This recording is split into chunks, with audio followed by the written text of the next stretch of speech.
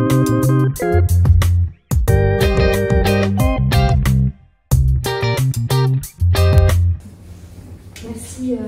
bonsoir à toutes et à tous, merci d'être ici présents. Moi je suis ravie et honorée d'avoir été invitée par la GOF pour du coup introduire cette thématique passionnante, un sujet à la fois je crois naissant et en même temps devenu vraiment indispensable à aborder à mon sens pour les générations futures. Je m'appelle Anne Léostic, moi je suis gynécologue obstétricienne, nouvelle assistante à la maternité de Poissy. Et la GOF m'a confié la mission donc, de dresser un état des lieux de la bientraitance des internes en gynéco-obstétrique en France à l'heure actuelle. Donc il faut que j'aborde la thématique en 3 minutes, un petit challenge. Et avant de rentrer dans le vif du sujet, je voulais me présenter. Je ne sais pas si on va avoir le diapo, Fred. Il n'est plus. Ah. Bronzé, je suis là.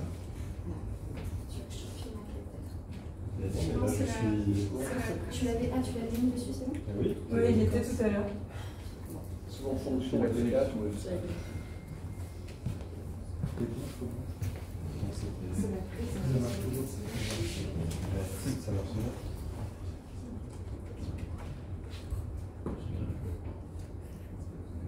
Bon, je vais commencer a cappella, c'est pas très grave. Donc pour me présenter, pardon, moi je pense que j'ai découvert vraiment côtoyer le bien-être en 2015 quand j'ai commencé mon internat à La Réunion, dans l'océan Indien, où toutes les conditions à la fois professionnelles et aussi environnementales étaient vraiment réunies pour qu'en tant que jeune interne je puisse m'épanouir. Raison pour laquelle je crois que le bien-être m'a beaucoup tenu à cœur sur tout le reste de mon internat. Et en fait, c'est qu'un peu plus tard, quand j'étais en 4e semestre, que s'est posée la question pour moi d'aborder le... Excusez-moi, ça bug, c'est très bizarre. En tout cas, de m'intéresser à la thématique de la bientraitance, puisque j'étais référente des internes de spécialité océan Indien et que, en fait, je faisais le constat d'une réelle problématique de souffrance des internes qui étaient autour de moi. Et ça contrastait étrangement, en fait, avec ce que disaient mes aînés à l'époque, qui était que l'internat avait été la plus belle période de leur vie. Phrase qui avait été un peu une claque pour moi et qui m'a beaucoup donné à réfléchir. Et je pense que par la suite, c'est parce que moi-même j'ai aussi été une interne en difficulté que ça a converti que ça a fini d'acter ma décision d'être investie dans cette mission d'amélioration du bien-être des internes. Donc pour la petite histoire, en fait, j'ai réalisé une mémoire de thèse. Initialement, je voulais faire sur le lien entre compagnonnage et le bien-être des internes. Et puis en fait, finalement, les encadrants, c'est les professeurs Charles Garabédian, Paul Berbédère et Thibaut Hubert, donc respectivement de Lille, Poissy et Nantes, qui m'encadraient. Ils m'ont finalement proposé en fait de travailler à faire un état des lieux sur la formation des internes de gynécologie obstétrique à la bientraitance, mais à la bientraitance des patientes. Donc un sujet un peu différent qui n'est pas le thème ce soir, mais juste en quelques mots pour vous dire qu'on avait quand même retrouvé que dans une grande majorité, donc entre 72 et 91%, les internes s'estimaient insuffisamment préparés à la bientraitance des patientes.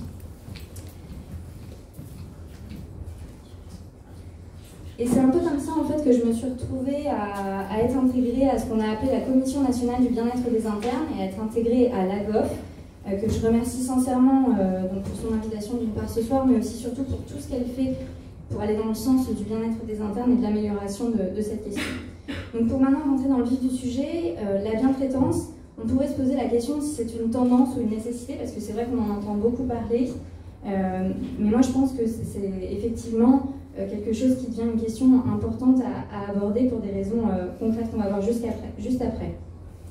Donc d'abord, si on s'amuse à regarder un petit peu sur PubMed l'évolution de l'intérêt de la communauté scientifique pour le burn-out, on voit quand même que le nombre de publications a considérablement augmenté. C'est aussi le cas pour la thématique du bien-être.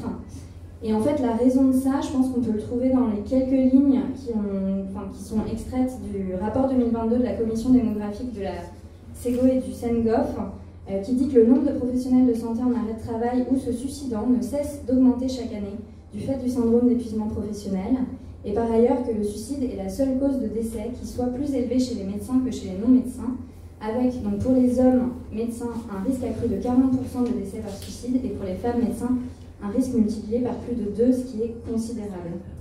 Quand on regarde un petit peu plus en détail, on se rend compte que le taux de burn-out en France, alors c'est hyper difficile à estimer, donc c'est des chiffres approximatifs qui, je pense, doivent être pris avec des pincettes, mais on estime qu'en population générale, le taux de burn-out en France serait aux alentours de 10%, alors que dans la population médicale, ce serait presque un médecin sur 2 qui présenterait des symptômes de burn-out avec une augmentation de l'ordre de 20% en 4 ans.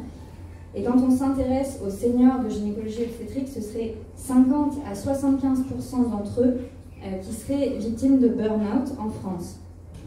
Pour ce qui est des internes de gynécologie obstétrique, je ne vais pas voler la primeur à Chloé Gaillard, donc ça a été le sujet de thèse et qui vous présentera ses résultats juste après. Et pour comprendre en fait, les conséquences du burn-out, elles sont multiples. La première, ça peut être que ça peut aller d'un simple arrêt de travail, qui n'est pas forcément grave en soi, mais qui est déjà très pénible à gérer, je pense, à la fois d'un point de vue individuel, mais aussi dans un souci collectif, c'est-à-dire que à l'échelle individuelle, un praticien se retrouve dans une situation quand même extrêmement pénible, et à l'échelle collective, c'est tous ses collègues qui doivent du coup récupérer et s'organiser pour récupérer le travail qui ne peut pas être fait, puisque évidemment, souvent, le médecin n'est pas remplacé. Ensuite, un burn-out, ça peut quand même amener la personne à envisager un changement de spécialité. Ce serait 57% des jeunes médecins, des jeunes gynécos qui seraient sujets au burn-out, qui envisageraient un changement de spécialité, ce qui est considérable, voire carrément un abandon de la médecine.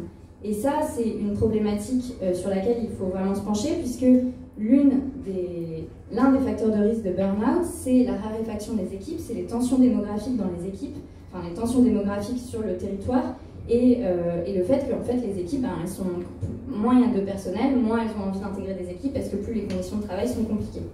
Et évidemment, ça peut aller jusqu'au suicide.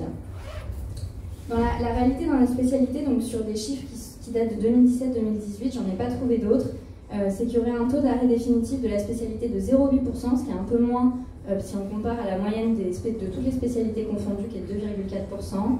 On avait 4,2% de droit hors mort en gynéco-obstétrique à cette époque-là, contre 8,6% également toutes disciplines confondues, donc ce qui était un peu moins que la moyenne, et un chiffre qui est quand même intéressant à noter, même si il faudrait l'étudier un peu plus dans le détail, c'est qu'on a quand même eu 12 démissions de PUPH, ce qui n'est pas très très bon signe sur les 10 dernières années.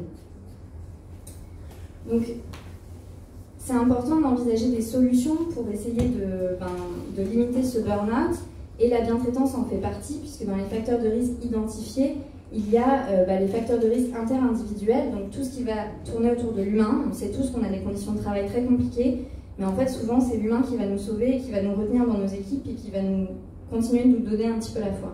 Donc je pense que les solutions, elles sont en plusieurs étapes. Ça va être d'abord de constater, donc c'est ce qu'on a déjà, je pense que c'est ce qu'on est en train de faire, et si vous êtes là ce soir ou en train d'étudier, d'écouter cette présentation, c'est que vous êtes conscient du problème.